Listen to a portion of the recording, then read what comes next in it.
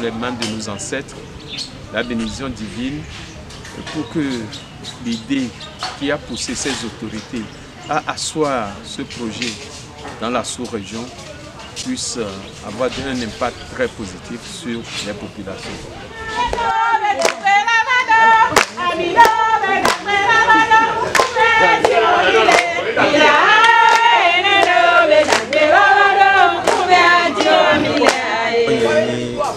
Abdel Nassir, mon président Sylvie Bozo de programme. Bon, nous avons mis les 10 villages, les premiers amis, et nous amis. Bon, avec des amis, va faire, mi va colonier nous, va tout donner et né, le vonet mi dada. Il y a un onye, voilà, et dès le wa va sortir non. Et au bon niveau, il va facile. Il y a un ami qui va faire, il va faire le Québec tout le pour le Québec tout le et il y a les niagbo les filles des militaires. T'as mis à garder les miens avec Banque mondiale qui sont les pays nous sauver les dalles, nous miens sont na miens non, ou miens sont, ou miens non, miens coco. Ne wate nous et béni que d'entiner miens sont rien, miens pas comme miens be si des coupés au que le défendre miens be bio pour toi. Le Québec noir et ni du garder les miens parce que agnon ndole les gamins le voici pour la plaine.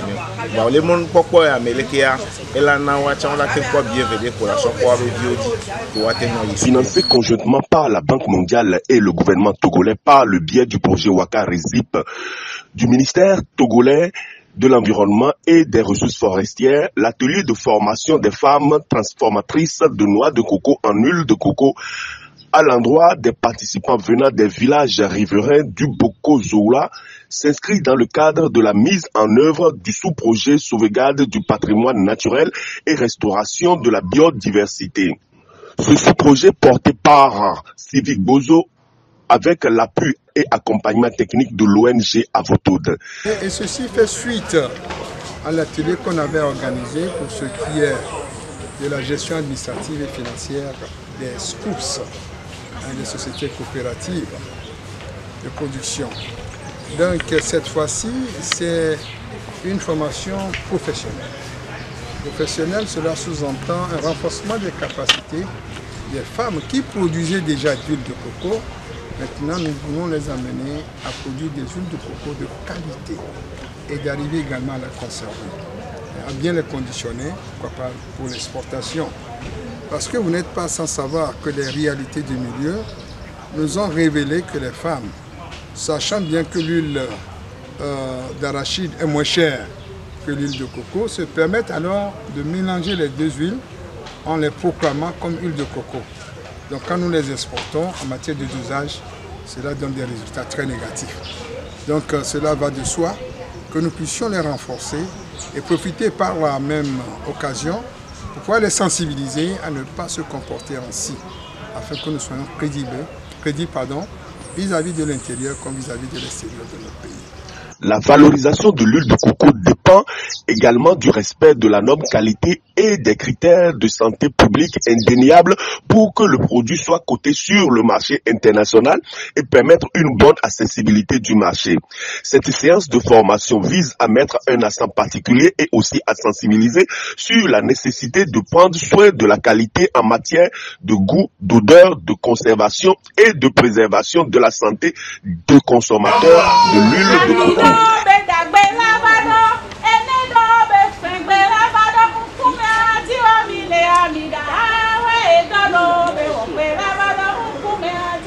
Nyawe kpla ne dada, nyawe kpla mi dada. Ele nya mi. Inya be mi va kpla mi dada. E mi va pare ke o fe na ne o chan. On ka be la ene do be fengbe. E la va doa. Ami do chon be dagbe, e la va doa. Mi le di nkume ko la o doa. Nous sommes là maintenant en atelier pratique pour montrer comment, lorsque vous avez préparé votre coco, comment il faut l'entretenir, comment il faut aller jusqu'au moulin qui doit moudre le noix de coco en pâte de coco et qui sera plus tard transformée maintenant en huile de coco. C'est dans cette phase que nous sommes. Et pour rappel, je vous dire que c'est une initiative communautaire, c'est une initiative qui vise à sortir les femmes de la pauvreté, un pouvoir financier, un pouvoir d'achat à ces femmes pour que leur panier soit garni. Et quand ce sera le cas, je pense que le monde entier s'en sortira vraiment heureux et prospère. Voilà la vision. Je pense que Waka a bien pensé. C'est des projets qu'il faut encourager, pérenniser. Il faut dire que cette séance de formation tenue ce vendredi à Anéro a été couplée à la remise de matériel pouvant leur servir dans la transformation de noix en huile de coco et la transformation du manioc en produits dérivés. C'est un joie pour nous parce que c'était le besoin qui a été exprimé par les communautés elles-mêmes lorsque les premiers équipements étaient offerts. Et donc, ces vœux qu'ils ont exprimés, je crois que n'était pas tombé dans les oreilles des sourds. Et je crois que grâce aux diligences de l'ONG d'appui à Votod, ces vœux ont été portés dans les oreilles de Waka, des premières autorités de Waka, qui ont voulu bien accompagner les communautés pour la résilience. Et donc, ce matin, nous avons assisté à cette cérémonie de remise des équipements qui concernent les bassines et tout ce qui les accessoires pour pouvoir faire pour démarrer la production des huiles et de coco et la transformation du manioc. Mon message se résume en 3 points. D'abord, l'inclusion genre. Nous, les hommes, nous avons le devoir, et c'est un devoir sacré pour nous, d'aider les femmes, de les pousser, de faire tout ce qu'il faut pour les propulser vers l'avant. Parce que les femmes doivent être au centre du développement.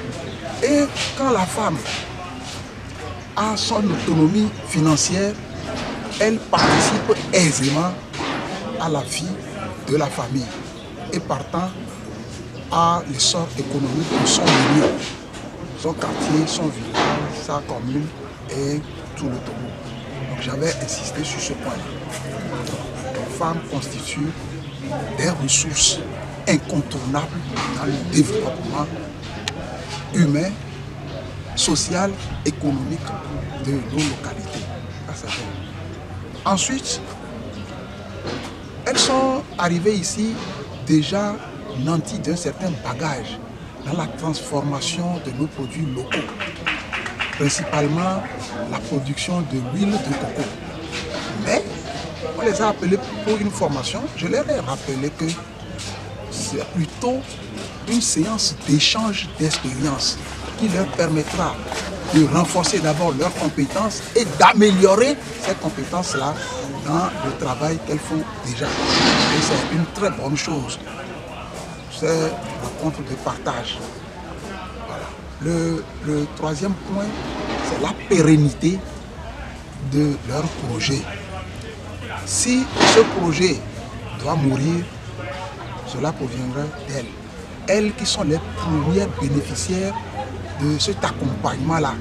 Et il faudrait qu'elles fassent tout et tout pour que ce projet soit pérennisé et que d'autres femmes puissent venir après, n'est-ce pas, bénéficier de tout ce qu'on leur a apporté aujourd'hui. Cette manifestation voudrait contribuer à rationaliser la compétence des acteurs impliqués dans la production de l'huile de coco, à faire en sorte que la production de l'huile de coco réponde à des normes à même de faciliter son émergence sur le marché international.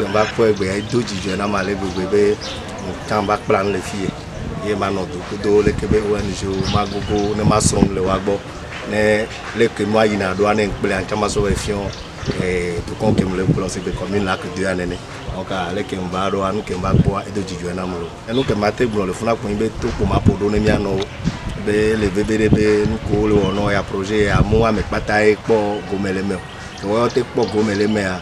Et si wajibe wa ou sans les que nous ignorer.